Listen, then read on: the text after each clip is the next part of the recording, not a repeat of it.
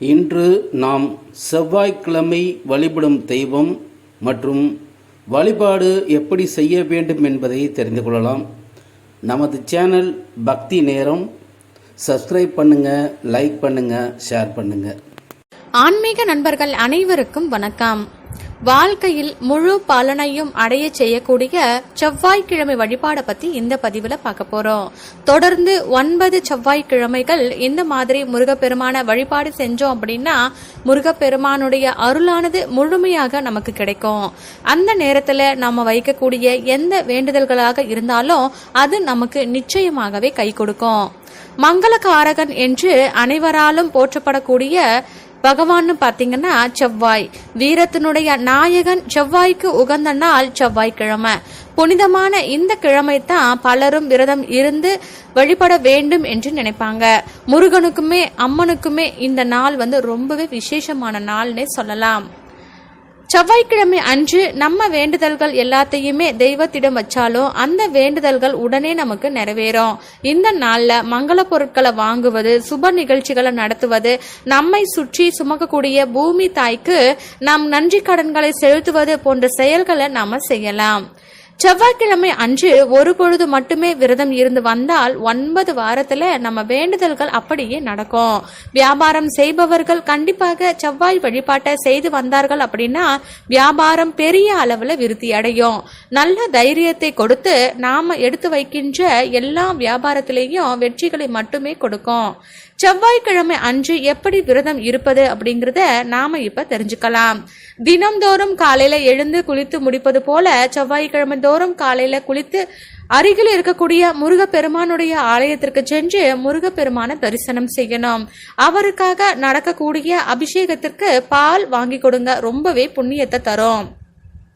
பிறகு வீட்டிற்கு திரும்பியதுமே 6 அகல் விளக்குல நல்லெண்ணெய் அல்லது நெய் ஊற்றி தீபம் ஏற்றி முருகப்பெருமான மனசார வேண்டிக்கோங்க. அன்று முழுவதுமே பால் அல்லது பழச்சாறு மட்டுமே நீங்க உணவாக எடுத்துக்கொண்டு விரதத்தை கடைபிடிக்கணும். அன்று முழுவதுமே கந்த சஷ்டி கவசம், கந்த குரு கவசம் போன்ற முருகப்பெருமானுக்கு உரிய ஸ்தோத்திரங்களை நாம பாராயணம் செய்யணும். மாலை 6 மணிக்கு மறுபடியும் முருகனுடைய ஆலயத்திற்கு சென்று வழிபட்டு அந்த விரதத்தை நாம நிறைவு செய்யணும். இப்படி 9 செவ்வாய்க்கிழமை அன்று விரதம் இருந்தால் நமக்கு ஏற்படக்கூடிய தோஷத்தினால், அதாவது செவ்வாய் தோஷத்தினால் ஏற்படக்கூடிய பாதிப்புகள் குறைந்து நன்மைகள் உண்டாகும். சொந்த வீடே இல்லாதவர்களுக்கு அதை கட்டிக்கொள்ளும் யோகமும் கிடைக்கும். பூமி சம்பந்தப்பட்ட எந்த பிரச்சனையாக இருந்தாலும் அதில் நமக்கு லாபங்கள் உண்டாகும். கோழைத்தனம், பய உணர்வுகளை நீக்கி தைரியங்கள், தன்னம்பிக்கையை அதிகரிக்க செய்யும். உடலில் நோய் எதிர்ப்பு சக்தியை உயர்த்தி உடல் ஆரோக்கியமானது மேம்படும். அதே மாதிரி செவ்வாய்க்கிழமை தீப வழிபாட்டிற்கும் இறைவனுடைய வழிபாட்டிற்கும் நாம ரொம்பவே முக்கியத்துவம் கொடுக்கணும். செவ்வாய் பகவானை செவ்வாய்க்கிழமையில இந்த மாதிரி நம்ம வழிபட்டு வந்தோம் அப்படின்னா நம்முடைய வாழ்க்கையில எதிர்பாராத அளவிற்கு மாற்றங்கள் ஏற்படும். செல்வ வளங்கள் நிச்சயமா அதிகரிக்கும். பொன் பொருள் சேர்க்கை இது எல்லாமே நம்ம கிட்ட இருக்கும். சொத்து சேர்க்கையும் இருக்கும். செவ்வாய்க்கிழமையில தீபம் ஏற்றும் பொழுது நீங்க கவனிக்க வேண்டியதுன்னு பாத்தீங்கன்னா ஹோரை நேரத்துல நீங்க தீபம் ஏற்றி வழிபாடு செய்யுங்க. காலை 6 மணியிலிருந்து 7 மணிக்குள்ள பூஜை அறையில 6 மண் அகல் விளக்கு ஏற்றி வைத்து முருகப்பெருமான நீங்க வழிபாடுகளை செய்யலாம். இப்படி 9 வாரங்கள் மனசார நம்பிக்கையோட தொடர்ந்து நீங்க செஞ்சு வந்தீங்க அப்படின்னா கண்டிப்பா முருகப்பெருமானுடைய அருளானது நிச்சயமா கிடைக்கும். அதற்கு பிறகு தீப வழிபாட்டை செஞ்சதுக்கு அப்புறமா செவ்வாய்க்கிழமை அன்று கண்டிப்பா இந்த ஒரு தானத்தையும் நீங்க கொடுக்கணும். அதாவது வீட்டில் சமையல் அறையில பயன்படுத்தக்கூடிய துவரம் பருப்பு. இந்த துவரம் பருப்பை ஒவ்வொரு வாரமும் வரக்கூடிய செவ்வாய்க்கிழமைகள்ல உங்களால எவ்வளவு முடியுமோ, அதாவது 9 என்ற கணக்குல அந்த துவரம் பருப்பை நீங்க தானம் செய்யணும்.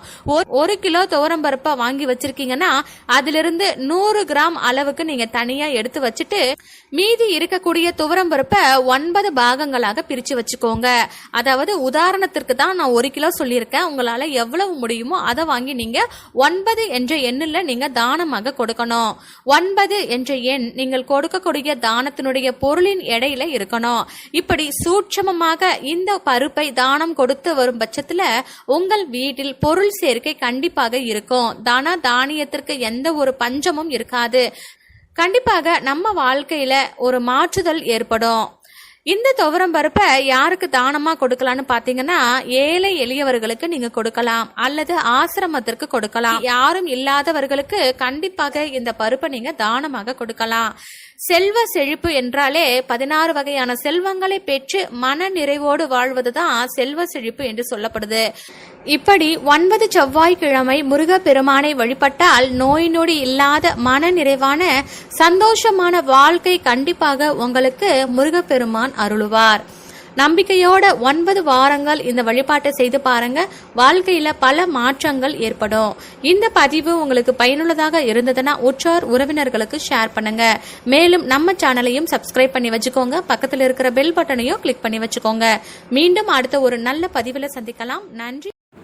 நமது சேனலை கண்டுகளித்தும் ஆதரவு அளித்து வரும் அனைவருக்கும் முருகன் அருள் பெற வேண்டுகிறோம்.